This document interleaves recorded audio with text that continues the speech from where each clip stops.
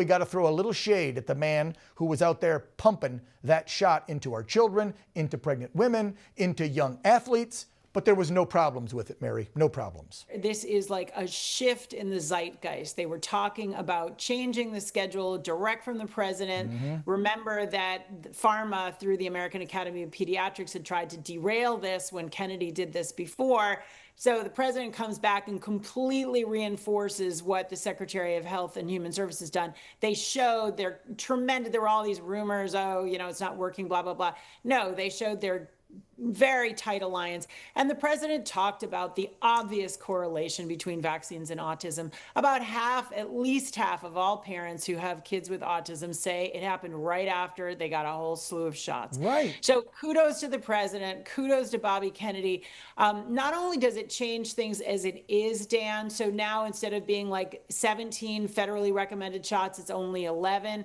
But basically it talks about maximizing parental choice. It talks about sending the Attorney General to go after the states like California and New York, where we are, if they don't provide religious exemptions and medical exemptions appropriately. It's going after the aluminum adjuvants in vaccines. It's going after the combination shots, specifically measles, mumps, rubella. This is a really far-reaching executive order that is literally going to change children's lives, and it's gonna save some lives too. And you know what really pissed me off, Mary, yesterday? The minute the president said that stuff, besides the questions that the liberal reporters were throwing at him right after that, was what CNN, MSNBC, the mainstream media always does. They immediately came out, covered that press conference, and then the little chyrons, we call them, the letters down here, folks, immediately said, Trump, again, floats autism theories with vaccines, floats lies about vaccines. It's like, I bet if one of your kids was affected, y'all would be covering it differently over at CNN or MSDNC. Anyway, Mary, your final thoughts. I just want to say that, the good news is that people are walking away from mainstream media. It's the fake news, and people don't want it. They want the truth. And so that's why you're doing so well. And people are just moving away from the mainstream. Come to children'shealthdefense.org. We will give it to you straight. Amen. They always do. Don't forget, folks, it is Robert Kennedy Jr. who helped start the Children's Health Defense, right? With you and Mary like 25, 30 years ago. 100%. Exactly. 10 years ago. 10 years.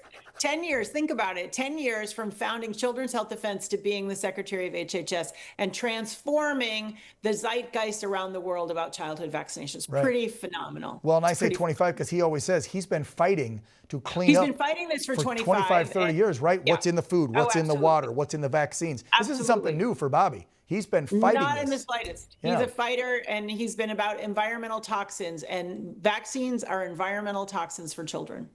Mary, thank you for always speaking up. Appreciate you so much. Yeah. Yep. Thank Take you. care.